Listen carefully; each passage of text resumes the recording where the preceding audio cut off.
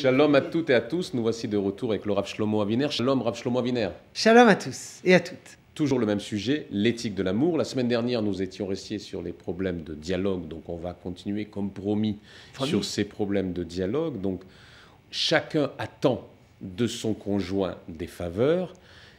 La réponse que vous donnez, c'est on doit dialoguer, communiquer. Mais finalement, Rav Shlomo Aviner, la réponse que vous donnez, c'est faire du public relation. On n'est pas vrai, on n'est pas amitié, on n'est pas véritable. On fait, comme à la limite, on fait du marketing, on fait du public relation avec son partenaire. Ce qui est important dans le dialogue, c'est de connaître autrui.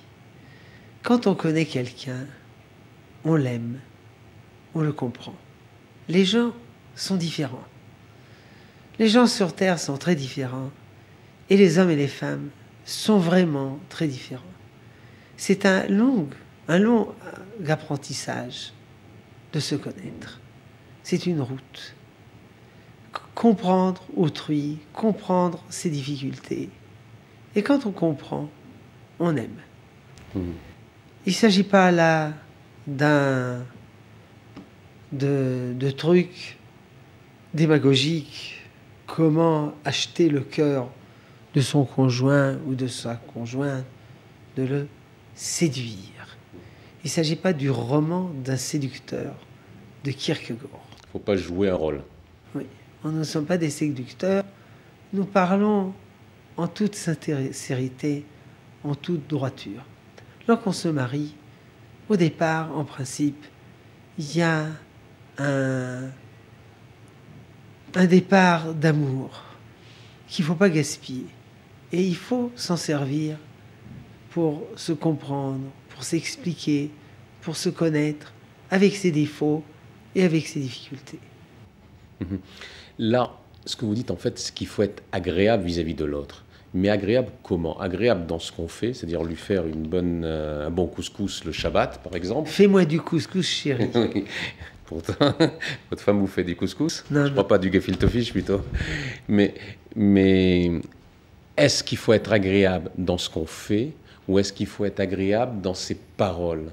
Aujourd'hui, on parle beaucoup des problèmes des paroles, des mots qui blessent, etc. C'est vrai, les deux sont vrais. Nos sages disent, voilà, il y a une dame qui fleurit sa table et qui fleurit sa bouche. Fleurit sa bouche, c'est un euphémisme. Autrement dit, elle lui prépare des plats luxueux, etc. Et simultanément, elle le blesse. Alors, ça ne sert à rien. Nous préférons manger. C'est fini. Oui. Nous préférons manger un sandwich avec le sourire que du caviar et de la dinde au... La dinde au quoi?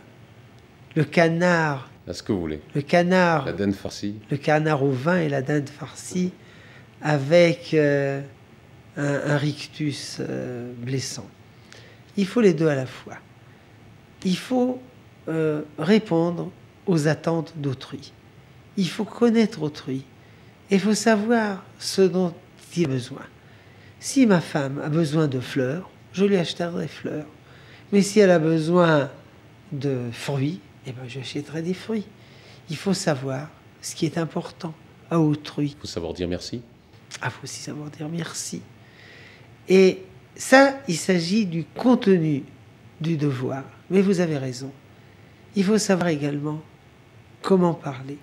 Ça fait quelques années, il y a un groupe de mathématiciens américains qui ont décidé d'analyser mathématiquement la réussite du couple. Ils ont dit, c'est sérieux, le couple. Alors, on ne peut pas laisser ça quand même à des psychologues. Il faut, nous, les mathématiciens, nous en occuper. Ils ont mis sur point un certain nombre de critères de comportement et ils ont, en fonction de ça, prophétisé au fur et à mesure des années, 5 ans, 10 ans, quels sont les mariages qui tiendront et quels sont ceux qui claqueront. Et ils ont prophétisé juste à 80%. Ce qui, en psychologie pratique, une loi de probabilité, quoi, frise le miracle, 80%. Et ils ont dit la chose suivante. ce qui disloque le mariage, c'est pas la profondeur des dissonances, des aspirations, de la discussion, de l'opposition des pensées, mais la façon dont on parle. Il peut y avoir des couples où les deux conjoints sont presque d'accord sur tout, mais ils parlent de façon vexante. Et il peut y avoir des couples entre lesquels il y a des divergences d'opinion extrêmement graves. Par exemple, l'un est religieux, l'autre ne l'est point. Et cependant, ils s'entendent très bien. Et ça dépend si on parle avec sourire, si on parle avec patience, si on dit à l'autre « abrège, abrège ». T'as déjà, ça va. Je la connais, ta rengaine. Alors, dans ces circonstances, on marque de l'impatience. Alors, on ne peut pas parler. On écoute avec un rictus moqueur. Comme ça, impossible de parler. Il faut que le dialogue soit agréable, soit doux, soit patient. Il faut que je sois intéressé à écouter. Souvent, le dialogue, ce sont deux monologues superposés. Tout d'abord, je parle, et quand vous parlez, je ne vous écoute pas. Je réfléchis à ce dont je vais vous dire. Donc, ce sont deux monologues superposés. Ça, c'est pas un dialogue. On parlait dans une émission précédente qu'un des problèmes des divorces venait de la société de consommation. Peut-être qu'aussi qu'un des problèmes de ces dialogues vient aussi de notre société où les gens n'ont plus le temps d'écouter, où chacun cherche à dire ce qu'il veut faire, mon plaisir, comme vous disiez une fois, l'individualisme, etc. C'est un problème vraiment de notre époque. Oui, les gens aiment parler, ils n'aiment pas écouter. Ils ont oublié qu'il y a écrit « Shema Israël », écoute Israël, et non pas « parle Israël ». Il faut écouter. Il y a un chant ou un poème en anglais. Listen, écoutez-moi. Je ne vous demande pas de solution à mes problèmes. Je vous demande listen, écoutez-moi. Je ne vous demande pas de m'expliquer, écoutez-moi. Cette personne, elle a soif qu'on l'écoute, qu'on l'entende. On ne l'a jamais écouté. Une fois, une dame m'a envoyé une question en texto. J'ai répondu, mais j'ai ressenti qu'il y avait problème sous roche, et j'ai ajouté « quand on va parler ». Je n'ai pas reçu de réponse. J'ai gardé le numéro. 3 mois après, nouvelle question. Alors, à nouveau, j'ai vu que le problème était plus large que la question.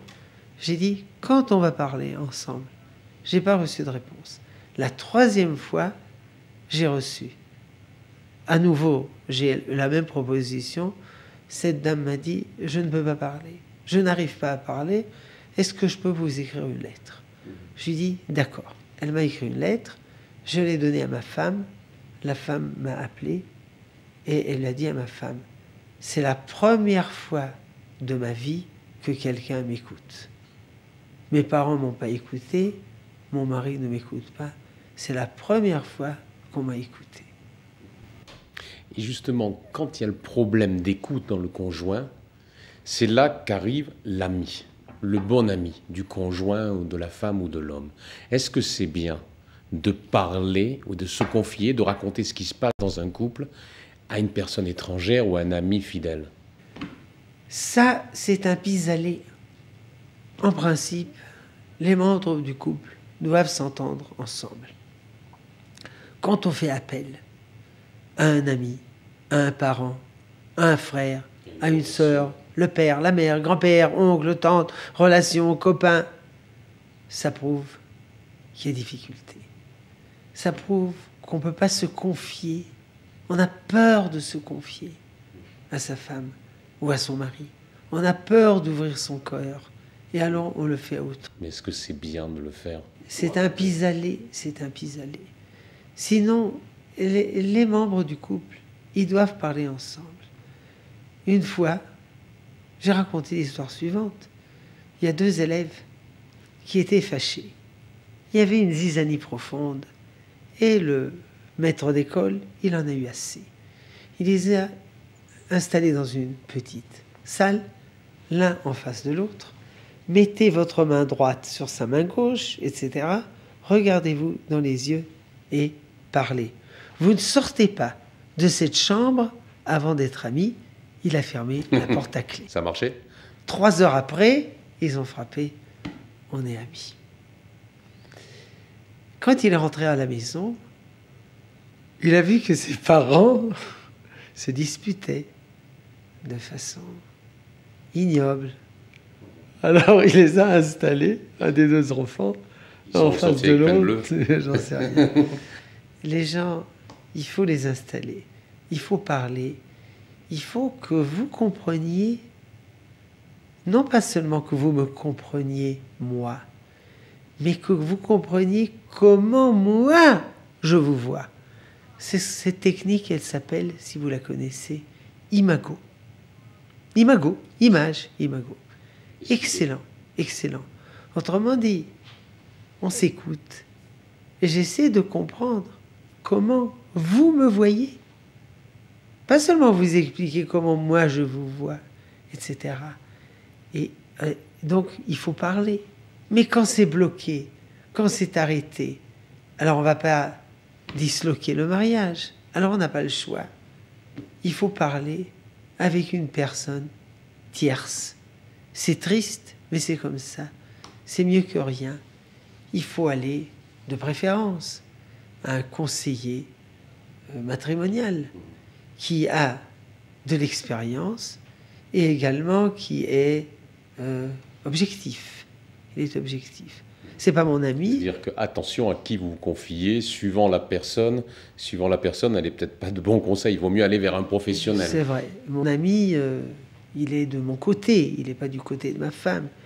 Il vaut mieux aller chez un conseiller matrimonial qui a de l'expérience et qui est objectif et qui aide en fin de compte les 2 membres du couple à parler. C'est pas lui qui parle pour nous. Le problème, c'est que ces conseillers-là, ça coûte de l'argent. Et évidemment, le mariage, ça vaut tout l'argent du monde. Mais il y a des gens parfois qui n'ont pas d'argent. Ça, c'est problématique. Souvent, des gens s'adressent à moi.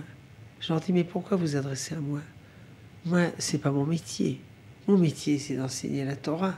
Mon métier, c'est pas d'être conseiller matrimonial et de recoudre le couple. Et il dit oui, mais nous, on n'a pas d'argent. Bon, d'accord, on va parler ensemble. C'est un problème. Mais si le mariage, si ça marche pas, comme on dit, si rien ne va plus, il faut pas attendre que ça se complique. Il faut aller. Je dis, lorsque le mariage est près du divorce, allez chez un conseiller municipal, matrimonial. C'est la meilleure chose à faire.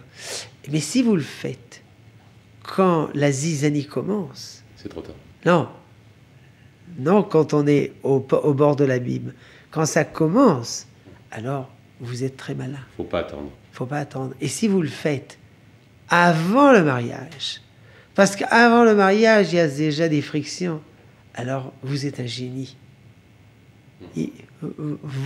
Mieux vaut prévenir que guérir. Prévenir que guérir. On va rester là-dessus, Rav Shlomo Aviner, sur le dialogue, sur prévenir que guérir. On se retrouve la semaine prochaine. Shalom à très bientôt sur Mahon Meir et la semaine prochaine. Shalom à toutes et à tous.